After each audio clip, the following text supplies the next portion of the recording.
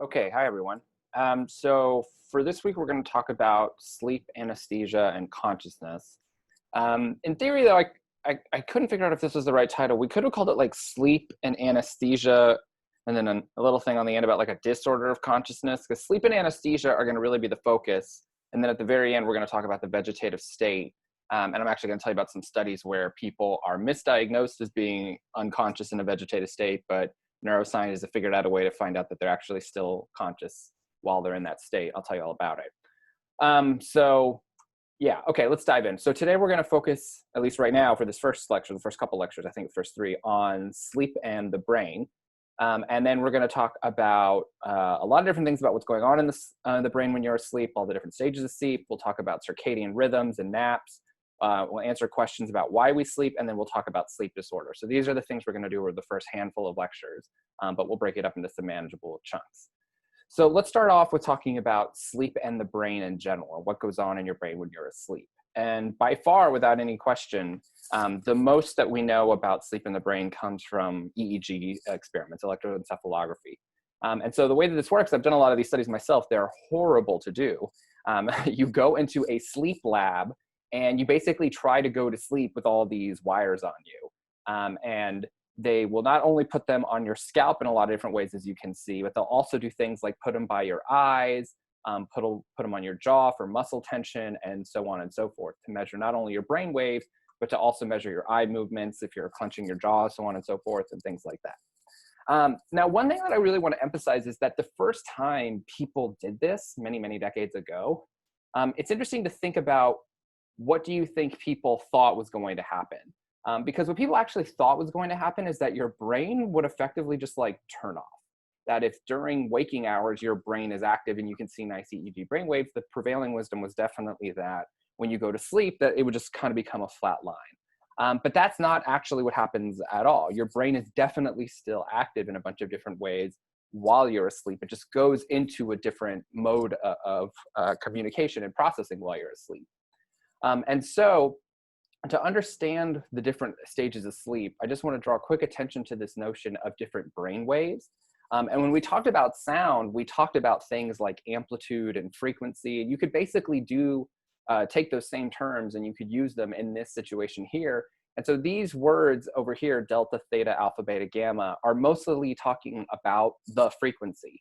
And so, for example, a delta wave is very slow. It's just happening a couple times a second. Whereas a gamma wave is happening, it's really fast, a couple, dozen to 100 times a second. And so what neuroscientists do is they look at the differences in these frequencies as a function of different sleep stages. And when they do that, they see something that looks kind of like this. Now, the biggest thing that I just want you to note here with these 6 different colors is just that the brainwaves look different, and that you can imagine that if you were a trained neuroscientist, you could look at these brainwaves alone without labels and say what kind of stage of sleep a person is in. But one thing to note is that there's never any state where it's just a flat line, okay? So no matter what stage of sleep you're in, you're still seeing some type of neural activity. And so up here, these are referred to as alpha waves. This is what the kind of awake but relaxed brain looks like. And then as you first fall asleep and you're getting a little drowsy, you enter what's called stage 1 sleep, which is the lightest stage of sleep. And it lasts usually only a few minutes. This is actually the type of thing that I bet this has happened to you sometimes where, like, I don't really know how to explain, like you're at a slumber party or you're with friends or you're with family on a road trip and they like call your name like, Michael. And then I come to him like, what? And they're like, you fell asleep for a minute. And I'm like, no, I didn't. Where like you sometimes actually don't even realize you're asleep because it's really a light version of sleep that you yourself aren't even cognizant of. Then the next stage that you enter is stage 2 sleep, which is still considered a light sleep. And actually, if you really want the optimum power nap, what you would do is you would get through stage 1 and stage 2 and then wake up at the end of stage 2. And so there's actually companies that try to like sell headsets that are power nap headsets for like, executives on Wall Street and stuff. So it's like take the optimal power nap such that like you fall asleep and it will wake you up when it senses that you're at the end of stage 2. Because what you don't want to do if you're trying to take a power nap at work, for example, is then slip into stages 3 and 4 which are the slow wave sleeps. And these are the ones where it's really hard to wake up. These are the types of sleep where, you know, sometimes you wake up and you're just, oh my God, like you're really struggling to get out of it. That's because you woke up during your stage 3 or stage 4 type of thing. And so one thing I actually want to point out is that it's interesting that a lot of times you would think that the amount of time that you sleep is going to determine how hard or easy it is to wake up. Actually, one of the biggest factor is where in the sleep cycle you get woken up. It's much better to get woken up in some stages than others. So if you wake up after an 8-hour or 8-hour night of sleep, but you're in stage 4, that's going to be much harder to get up than after 7 hours in a lighter stage. But real quick before we talk about REM sleep, which I'm sure everyone has heard quite a bit about, I do want to say a quick thing about sleepwalking, because sleepwalking actually occurs in the slow wave sleep stages, which are, you know, stages 3 and 4. And sleepwalking is a thing that's pretty interesting. It's relatively common amongst children. Why that is, I don't actually entirely know. Maybe because they're developing or something, not really sure. Almost, you know, 40% of children will experience at least one episode of sleepwalking. And it's usually fairly awkward and what I call Frankensteinish, you know, like kind of lumbering, not very, fluid in their movements, but that is certainly not always the case. And so here's actually just an interesting video of this boy who made a video of his mom sleepwalking. So let's just watch this for a second. Okay, here we go. My mom's sleepwalking. And what exactly are you doing, ma'am? Come on, Nick. Who is... Oh! It's a special code. Is it?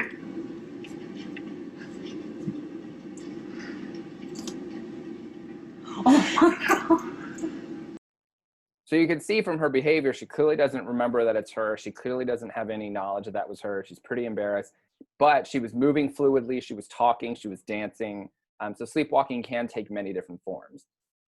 Okay, so let's now talk though, maybe about probably the biggest element of sleep when people talk about it usually is REM sleep. REM stands for rapid eye movement sleep. And there are a couple things I want to point out to you, but one quick thing about rapid eye movement sleep or REM sleep is literally it's called that because if you look at people when they're in the REM cycle, you can see their eyes moving in this sort of rapid eye way.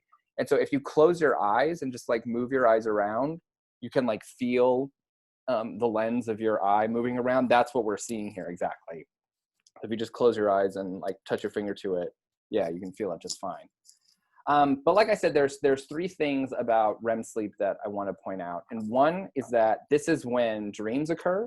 So if you're going to be having dreamful, if you're going to sleep and have dreams while you're sleeping, those dreams are occurring during the REM cycle. Another thing is that during the REM cycle, this is actually usually when your body, I think I've mentioned this at one point earlier in the course, your body releases certain chemicals to paralyze yourself so that your muscles no longer move. And the reason is actually it's thought because if your body was responding to your dreams, which, you know, kind of intuitively makes some sense, you might hurt yourself or hurt other people around you. So by paralyzing your own self, your body is able to experience those dreams, have those, you know, impressions, but not actually move. Whereas whenever people move during other periods of sleep, it's usually in stages 1 through 4. And then the third one, and this is something we'll see in a little bit when we talk about a study in particular, this is a cycle where learning and memory is thought to be most consolidated, most useful. And so, you know, if you're learning something the night before an exam and you get some sleep and you're able to get in the REM cycle, there's a higher probability that it's going to be encoded into longer term memory more successfully than if you don't get into the REM cycle. And so what I want to show you now is just a map of these stages of sleep over time. And so here on the vertical axis are the stages of sleep. 0 in this case would mean awake. And then this is over the course of an evening while a person is asleep. And what I've tried to do is just color code these so it makes a little bit more sense. So this is when you are awake. Then this up here, this line is all stage 1, stage 2, stage 3, down here is stage 4. And then these up here are the REM cycle. And there's a couple of things when you look at this that I'd like to draw your attention to. The first is that you only get down into the deepest depths of sleep during the earlier parts of the evening. So like you really only get to stage 4, for example, early on in the evening, and then that disappears. And then similarly, as you can see, the duration of your REM cycle gets longer and longer as the night goes on as well. So first it might last for 30 minutes, then for 45 minutes, then for an hour, then for 2 hours, and so on and so forth. And this is what a healthy, typical young adult sleep cycle looks like. But what you can do is you can actually compare this sleep cycle of something like a young adult. Again, this is from another set of data. So you can see deep sleep early on in the evening, REM increasing as the night progresses. This is what it looks like in older adults, where first of all, you can see they wake up many more times in the night. They're not in the REM cycle nearly as often. And you can just see that it's bouncing up and down between the different stages much, much faster. Whereas a younger individual, it'll be a much slower rise and fall of the different sleep cycles. Okay, so the most natural question to ask is, what are the circuits in the brain that cause sleep? And many of them are associated with this part of the brain that we've talked about quite a bit called the limbic system, but specifically with the hypothalamus. And I think if you look back at our slides from lecture 2 or week 2, one of the first things we talked about with the hypothalamus was that it's involved in things like hunger, thirst, exhaustion, and temperature. So the hypothalamus, that exhaustion is a big role of dealing with and modulating sleep. But to really understand what's going on with the hypothalamus and the role it plays, it actually will help us if we then kind of transition to this section about the circadian rhythms and naps, because the hypothalamus plays a really big role in these particular structures. So let me tell you a little bit about them, and then we'll dive into these neural circuits in the brain. So circadian rhythms are thought to be the natural internal processes that regulate the sleep-wake cycle that for most people is on a roughly 24-hour clock. And so you can kind of imagine that your circadian rhythm could actually be mapped out in a clock like this, where, you know, at noon, you're at peak activation. A little bit later afternoon, you actually have your best coordination for those athletes. You know, early afternoon is probably when you're at your best. And then you can find that you'll have changes like your body temperature changes, and then melatonin secretion will begin. Melatonin, which is a chemical we'll talk about in a little bit, it will start getting secreted as the night comes around so that you can go to sleep. During that period, as you're falling asleep, your body temperature drops, you get to your deepest sleep. And then as you start to wake up again earlier in the morning, your blood pressure rises, the secretion of melatonin stops, and so on and so forth. And so this is the sort of natural 24-hour cycle that we call, the circadian rhythm. Now, there are a part of the limbic system, for example, that's referred to as the ventrolateral preoptic nucleus. That's what this little thing is here. And this is thought to play a really big role in dealing with your circadian rhythms and dealing with sleep and the brain. And actually damaging this particular part of the brain can lead to insomnia. And so we'll talk about insomnia for a little bit. And usually it's not as clear-cut as one damage to the brain or damage to one part of the brain can lead to it. But in this particular case, the VPN, or the ventrolateral preoptic nucleus, can lead to something like insomnia.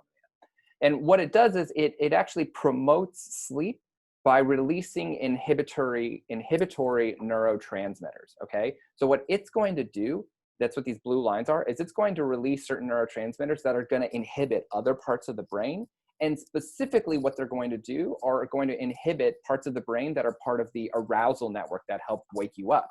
So the locus coeruleus, the dorsal rapha nucleus, the reticular activating system, all these things that are part of the pons, which are excitatory mechanisms, okay, which are things that will try to get you to wake up. The VPN, this little thing here, it will actually secrete hormones to kind of calm it down.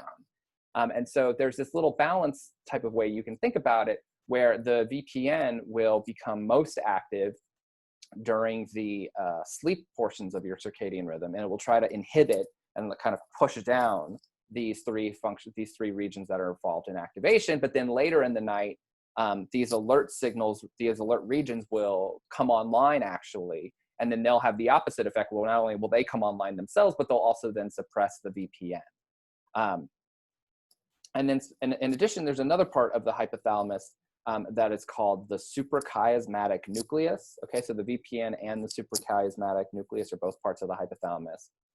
And the way that this particular region works in terms of sleep and circadian rhythms is that it works by these neurons send signals to another part of the brain that is called the pineal gland. And it's the pineal gland that releases melatonin.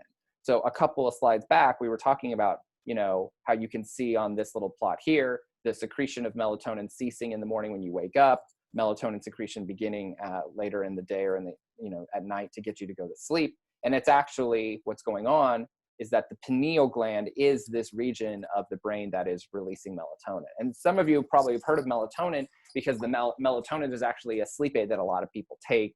Sometimes you can take Benadryl or Tylenol PM or whatever, but sometimes what people will do is they'll just try to take a little extra melatonin at night to help them sleep. Because what normally happens is as the melatonin levels rise, all these sleeping functions in your brain kind of kick into gear. You go to sleep for a while, and then later in the sleep cycle, even before you want to wake up, maybe 4 or 5 in the morning, the secretion of melatonin ceases, and that will help you wake up. Now, I do want to kind of make a point, though, that in talking about the neurocorrelates of sleep in the brain, specifically as they relate to circadian rhythms, a question that I'm always asked when I talk about these things is, Professor Cohen, is everyone on a 24-hour cycle, and what determines if we're on a 24-hour cycle? Now, this is actually a very interesting question, and the answer is that to run these experiments correctly, it's super duper hard. Okay, so let me tell you the story about this early stage sleep scientist who was a Frenchman named Michel Siffre. I can't really pronounce his last name. If any of you speak French, you can probably say it better than I can. And what he did is he wanted to actually see what his natural internal circadian rhythm was, independent, though, of external factors. Okay, and this is what makes this really hard, is that when you're living in the world where the sun is coming up and you have a job and all these things, and you have external cues letting you know when it is, that can have some impact on your circadian rhythm. So what he actually did was something pretty intense. He went into a cave that was underground, deep in the heart of Texas, my own state, Hook 'em Horns. And he was down there by himself for 6 months. And while he was down there, he regularly kept himself hooked up to a rudimentary EEG, but still enough for him to get preliminary measurements of his, scalp topographies to see those waveforms we talked about. He had no clock. He had no contact with the outside world. If you asked him at any given moment what time it was, he would have said, I have no idea. If you had asked him at any given moment what day it was, he would have said, I have no idea. But it was fairly warm weather. It was fairly stable conditions. He tried to, not be in a freezing cave somewhere, up in Canada or something like that. And the question then would be, what happened to his circadian rhythm? Okay, would it stay on a typical 24-hour cycle? And it actually turns out that when he did this, there were times where he ended up being on a 48-hour cycle, where basically he would stay up for, I'm making up numbers now, 36 hours, and then he would sleep for 12 hours or something like that. However, it was not stable at all. It wouldn't be like 36 and 12, 36 and 12, 36 and 12. It was highly, highly erratic. One day to the next would really vary. Sometimes he would have an 18-hour day. Sometimes he would add a 52-hour day where he would be up for excessive periods of time. And not only that, this is one of my favorite bits, his sense of time when he slept really got distorted. How sometimes you fall asleep for a little bit and you wake up and you're like, whoa, I just fell asleep for a while, versus sometimes you're like, oh, I just fell asleep for a nap. He would sometimes fall asleep for like 30 hours and he would think that he had just fallen asleep for a nap.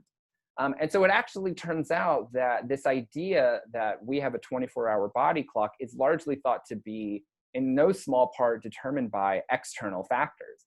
That the sun rising is what gives us cues as to the body clock. There's a lot of stuff, in the interest of time, we can't really go into it, about how sunlight plays a role in, signaling your brain to wake up or go to sleep and so on and so forth.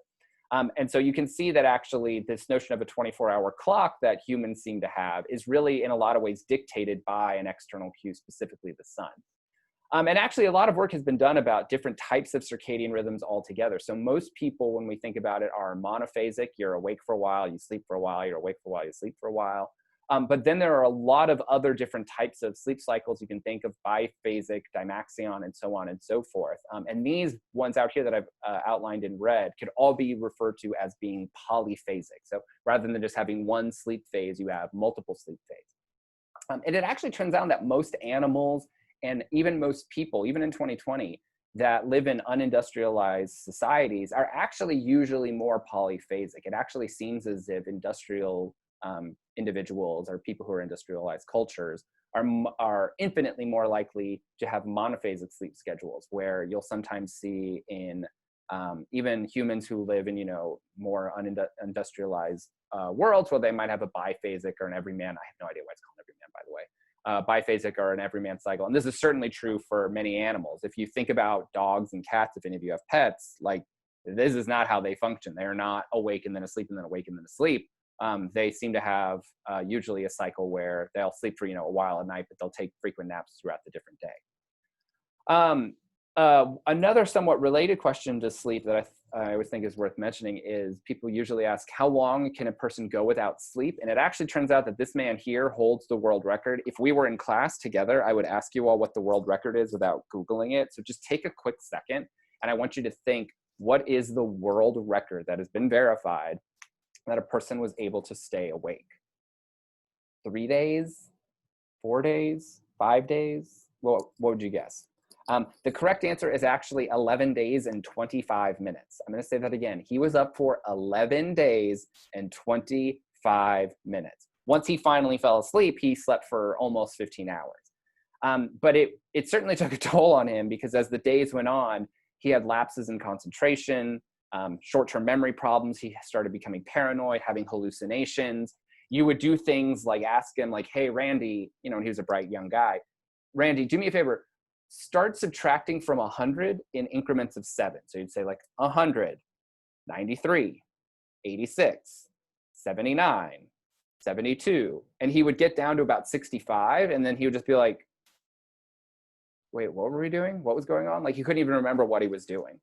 And I'll put this up in the slides in case you wanna just look at it a little bit more. But again, difficulty focusing, couldn't say simple tongue twisters. He became very irritable, had hallucinations, became very paranoid. By the end, he was just kind of emotionally just beat. He was just totally expressionless, kind of just like a really flat affect, no attention span. He was barely holding on. But in this case, he was able to survive. He got some sleep, even though a doctor would highly, highly never encourage someone to stay to sleep. In fact, to stay awake this long. In fact, I really cannot stress, please do not try and do something like this, because it's not uncommon that you hear stories like this about people who stay awake for multiple days, binging like on a video game or something, and then they get up and their body is in such bad shape from the lack of sleep that they go into shock, they have a heart attack, and they die pretty much right away. Okay, so we'll take a little break there, and actually when we come back, since after talking about sleep in the brain and circadian rhythms and naps, we'll focus on this question about actually why we sleep and what it is that is going on to our brain that might motivate our biology to have evolved us to sleep altogether.